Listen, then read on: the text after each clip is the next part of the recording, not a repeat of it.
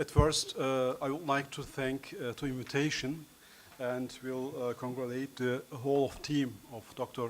Şentürk for this wonderful organization and congress. And I think under speakers, I have the shortest way to Congress Hotel because my medical faculty is only 300 meters far from here, and therefore it was for me easy way. But the topic is, I think, a little bit complex. So if I go to tram in Istanbul, in Aksaray, and in Sultanahmet, so in the same time I heard a lot of languages, Arabic, Turkish, English, German, and so on. And the same situation, same experience I made also in Berlin or in the United States and so on.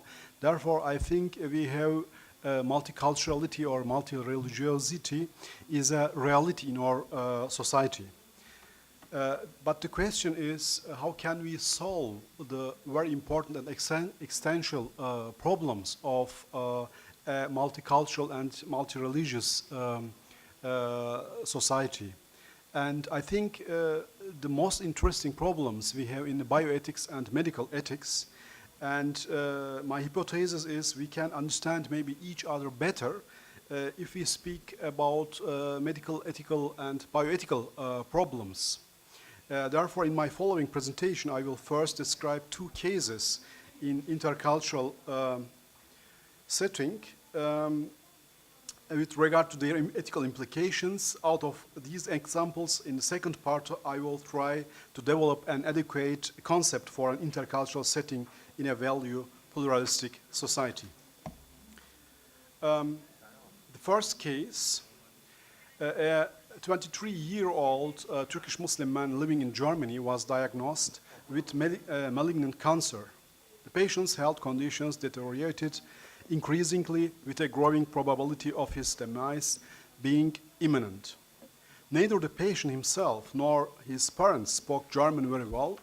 With the help of an interpreter, the physician informed the patient about his current health condition and its expected course, though the patient's parents had been opposed to giving him this information.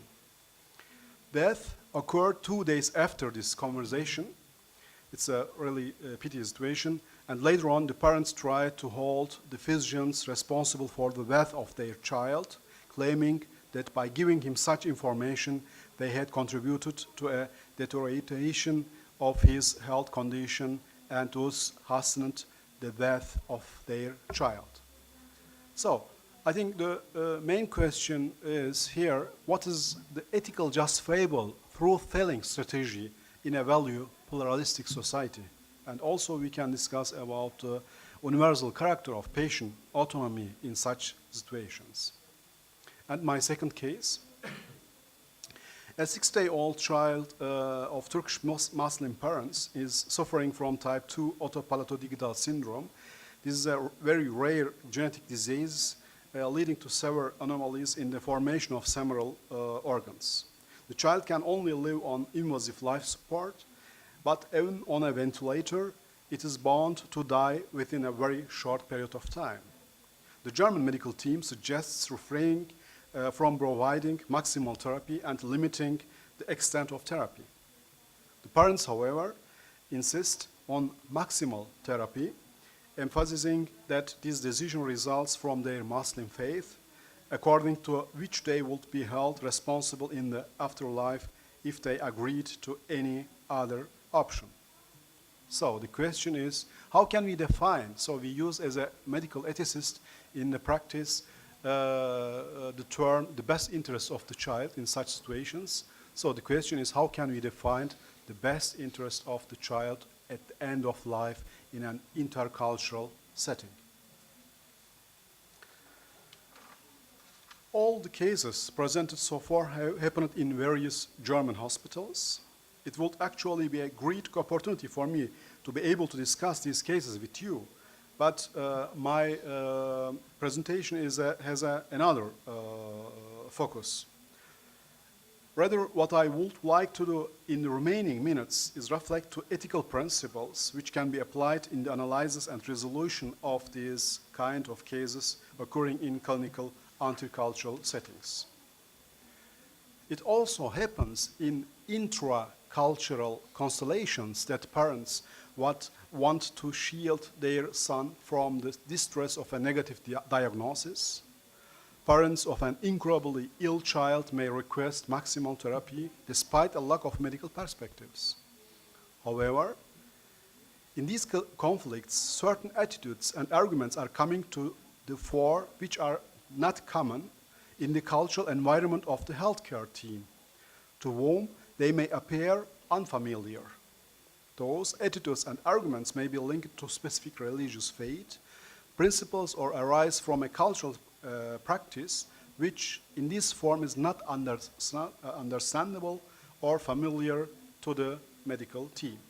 Hence, the difference between this kind of everyday conflict is not categorical, but rather gradual, which is to say, they are conflicts occurring equally in intracultural contexts, but reach additional ethical dimensions due to the intercultural constellation. It is thus not the kind of conflict that is different, but mainly the culturally specific form of argument or attitude.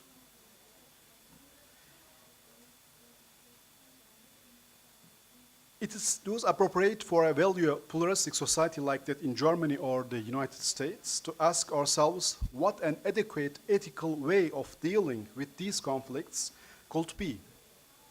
It's particularly problematic if in this context prima facie principles such as patient autonomy, beneficence, or non-maleficence are uncritically applied.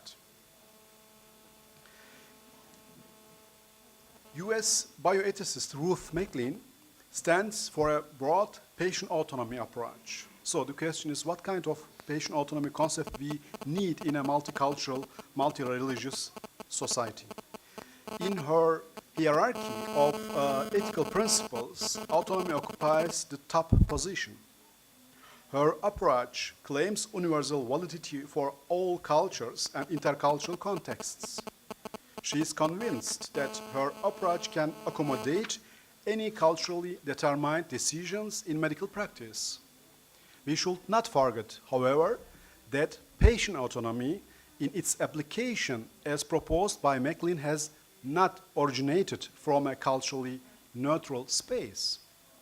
While some of its ethical foundations, such as human dignity, are generally acknowledged in the world community, its specific implications are intimately correlated with a particular concept of humanity generated in a specific cultural tradition. Whatever this concept of humanity differs, rank and implications of patient autonomy may differ too. And I'm coming to a second position.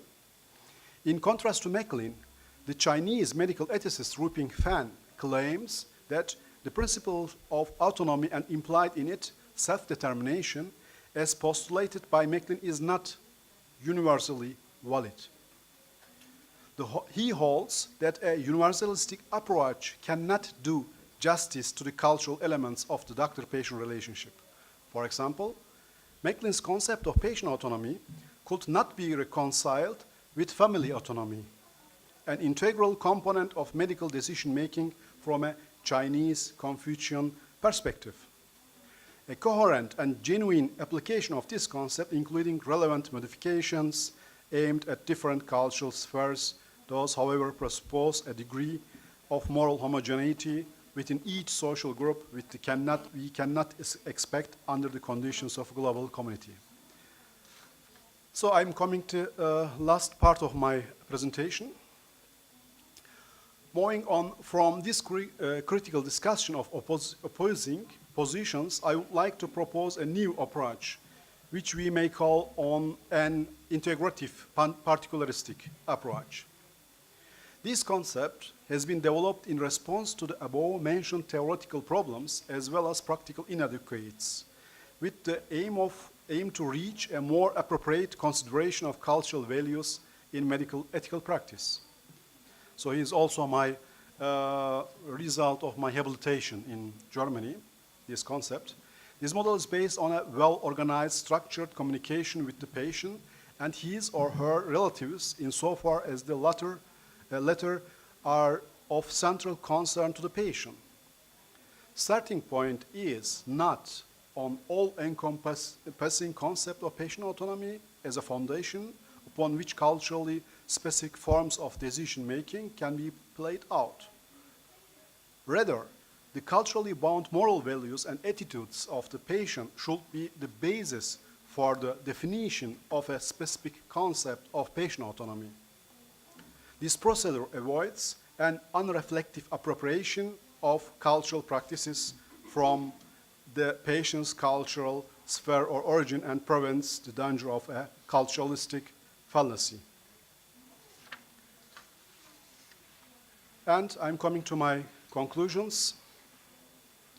My talk has been focused on the adequacy of ethical principles applied in intercultural and interreligious settings. The sample cases as well as other conflicts in intercultural medical practice have made clear that the routine application of any given set of ethical principles raises several ethical issues. Reflection on these problems bring us to the following conclusions.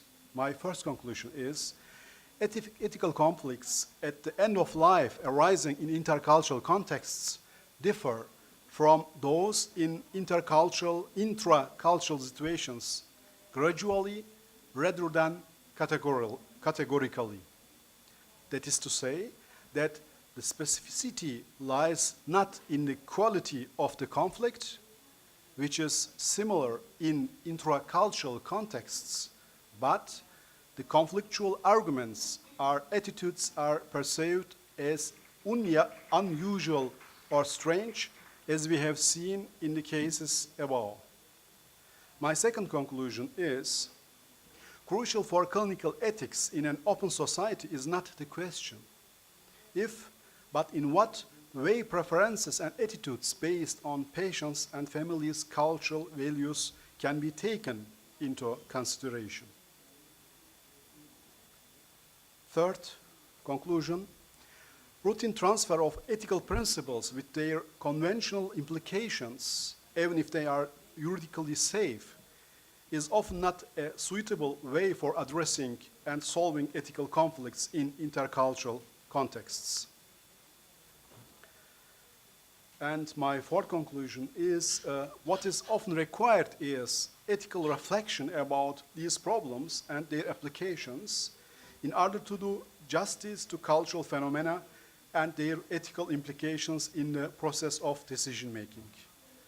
And my last conclusion is we want to offer the model for intercultural settings characterized as an integrative particularistic approach as a constructive heuristics for dealing reflectively with ethical routine. Is another conclusion would be it is in the medical ethical practice is very, very difficult from the ethical perspective to know that from the phenotype of the patient to find the right way of ethical decision process. And I think this picture shows this situation very well. And thank you for your attention.